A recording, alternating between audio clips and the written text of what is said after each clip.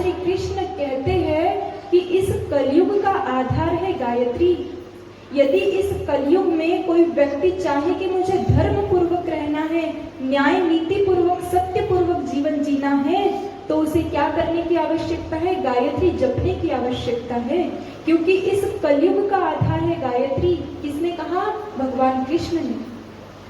हम जानते हैं जब महाभारत का युद्ध समाप्त हुआ तो धर्मराज युधिष्ठिर कहते हैं कि मैं बहुत अधिक थक चुका हूँ युद्ध से, अब मुझे आराम करना है, विश्राम करना है, और संन्यास लेने का विचार उनके मन में आता है। तब भगवान कृष्ण वहां पर आते हैं और क्या कहते हैं कि हे धर्मराज युधिष्ठिर, अभी आपको संन्यास लेने की आवश्यकता नहीं है, अभी आपको सिंहासन पर बैठकर धर्म पूर्वक शासन करने की आवश्यकता है। क्यों? क्योंकि कलयुग आने वाला है। तो पांचों पांडव एक साथ कहते हैं कि हम कैसे मान ले कि कलयुग आने वाला है? तो भाइयों बहनों, भगवान कृष्ण कहते हैं उनसे कि तुम 5 भाई एक काम करो, 4 अलग अलग दिशाओं में जाओ। नकुल सहदेव जुड़वा है तो वो एक दिशा में जाएंगे। इस प्रकार 5 भाई 4 अलग अलग दिशाओं में जाओ। दिन भर तुम घूमना, विचरण करना, और शाम को आकर के फिर मुझे बताना कि तुमने दिन भर क्या देखा।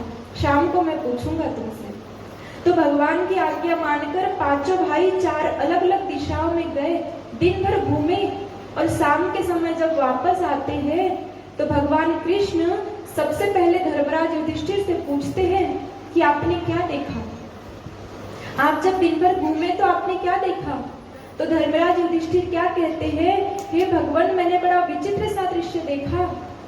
मैंने देखा कि एक स्थान पर एक बहुत ही अजीब सा हाथी, विचित्र सा हाथी चलकर आ रहा है, सरपट भागते हुए आ रहा है, और वो हाथी इतना विचित्र था कि उसके सामने तो प्रकाश दिख रहा था, लेकिन पीछे पूरा अंधकार में था, पीछे पूरा अंधकार था।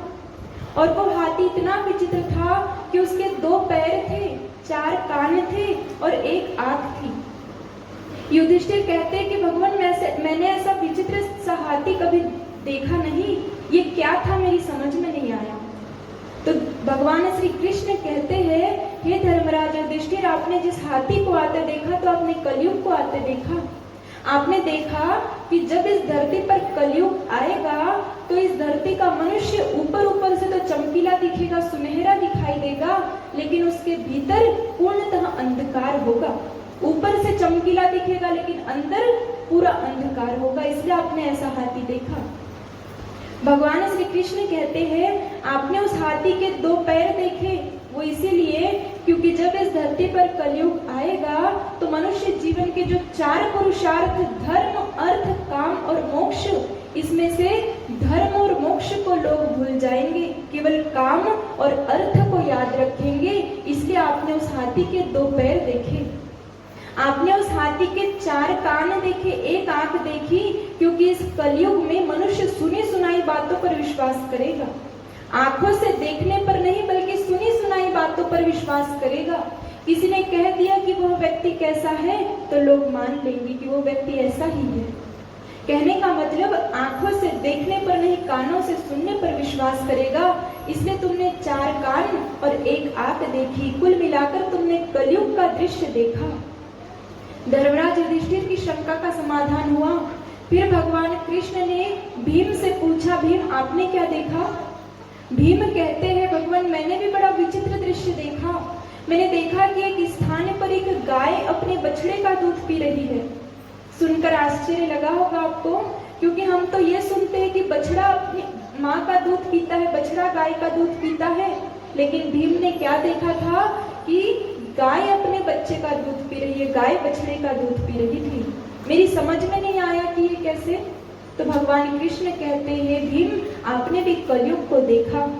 आपने देखा कि जब इस धरती पर कलयुग आएगा तो कुछ ऐसे भी माता पिता जब बेचने में भी संकोच नहीं करेंगे, अपने स्वार्थ की पूर्ति के लिए, अपनी संकीर्ण स्वार्थपरता के लिए अपने बच्चों को बेचने में भी संकोच नहीं करेंगे।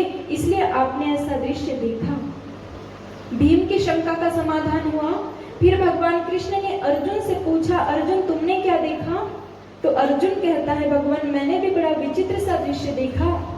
मैंने देखा कि एक स्थान पर एक मनुष्य का शव पड़ा है और एक गिद्ध पक्षी है जो उस मनुष्य के शव कर खा रहा है। और उस गिद्ध पक्षी के जो पंख थे उस पर वेदों के मंत्र लिखे थे, वैदिक ऋचाएं लिखी थी। मेरी समझ में नहीं आया कि ये क्या था।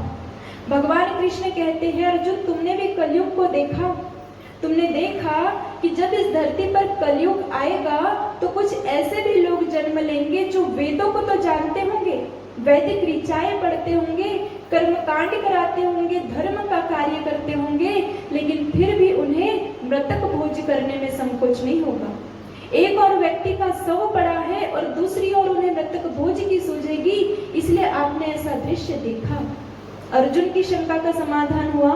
फिर भगवान कृष्ण ने नकुल से पूछा, नकुल तुमने क्या देखा? तो भाइयों बहनों, नकुल कहते हैं कि मैंने भी बड़ा विचित्र सा दृश्य देखा। मैंने देखा कि एक स्थान पर एक लाइन से ऐसे 3 कुंड बने हैं और तीनों की नालियां एक दूसरे में खुली है। पहले में यदि पानी डालो तो तीसरे में पहुंच सकता है और तीसरे कुंड में पानी डालो तो पहले कुंड में आ सकता है, क्योंकि नालियां अंदर से खुली है सबकी। लेकिन वहां ऐसा नहीं हो रहा था। क्या हो रहा था? पहले कुंड का पानी सीधा तीसरे कुंड में आ रहा था और तीसरे कुंड का पानी सीधा पहले कुंड में आ रहा था और बीच का जो कुंड था वो खाली था, सूखा था। मेरी समझ में नहीं आया कि ये क्या था। तो भगवान कृष्ण कहते हैं, नकुल तुमने भी कलयुग को देखा। तुमने देखा कि जब इस धरती पर कलयुग आएगा तो बैंक और कोषाध्यक्ष जिन्हें प्रजा का पोषण करना चाहिए, प्रजा का वत्सल होना चाहिए, लेकिन वे ऐसा नहीं करेंगे। बैंक और कोषाध्यक्ष मिलकर सारा पैसा हड़प करेंगे और बीच में बची जनता खाली रह जाएगी, उसे कोई लाभ नहीं मिलेगा। इसलिए तुमने ऐसा दृश्य देखा। नकुल की शंका का समाधान हुआ। फिर भगवान कृष्ण ने सहदेव से पूछा, सहदेव तुमने क्या देखा? तो भाइयों बहनों, सहदेव कहते हैं, मैंने भी बड़ा विचित्र सा दृश्य देखा। मैंने देखा कि एक बहुत ऊंचा पहाड़ है और ऊंचे पहाड़ पर एक बहुत बड़ी चट्टान है जो नीचे गिरते हुए आ रही है, सरपट नीचे गिरते आ रही है। और जब वो बड़ी सी चट्टान नीचे गिर रही है तो कई सारे हरे भरे वृक्ष भी धराशायी हो रहे हैं।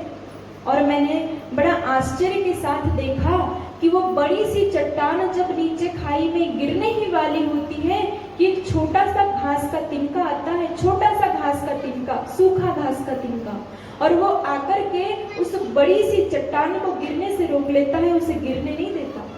मेरी समझ में नहीं आया कि इतनी बड़ी चट्टान, इतना बड़ा पत्थर एक घास के तिनके पर कैसे रुक गया। तो भाइयों बहनों, भगवान कृष्ण कहते हैं, हे सहदेव तुम्हारे चारों भाइयों ने तो कलयुग को आते देखा, लेकिन तुमने कलयुग का समाधान देखा। क्या कहते हैं भगवान कृष्ण? जब इस धरती पर कलयुग आएगा तो तुमने जब बड़ी सी चट्टान को गिरते देखा तो तुमने धर्म को गिरते देखा। भगवान कृष्ण कहते हैं, जब इस धरती पर कलयुग आएगा तो धर्म बुरी तरह से धराशायी होगा, बुरी तरह से नीचे गिरेगा। और जब धर्म गिरेगा तो धर्म पर आश्रित रहने वाले मानवता के गुण, सत्य, सदाचार, नीति, न्याय, अहिंसा, वे सब कुछ उस धर्म के साथ नीचे गिरने लगेंगे। ये हरे भरे वृक्ष भी गिरेंगे। लेकिन जब ये धर्म, इस कलयुग में ये धर्म पूरी तरह से गिरने ही वाला होगा तो एक छोटा सा गायत्री मंत्र आएगा, एक छोटा सा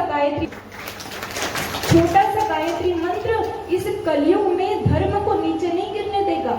इसलिए भगवान कृष्ण कहते हैं कि कलयुग का आधार है गायत्री।